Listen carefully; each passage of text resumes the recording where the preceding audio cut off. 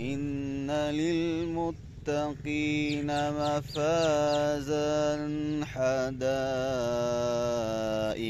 وأعنابا وكواعب أترابا وكأسا دهاقا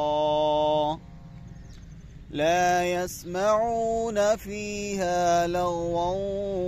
ولا كذابا جزاء من ربك عطاء حسابا رب السماوات والأرض وما بينهما الرحمن لا يملكون منه خطابا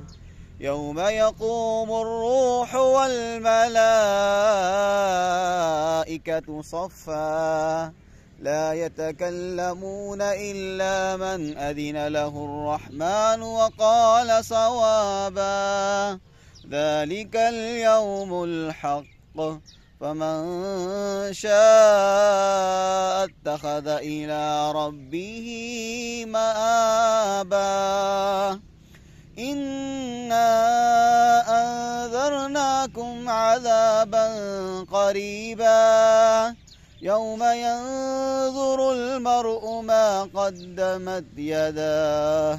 ويقول الكافر يا ليتني كنت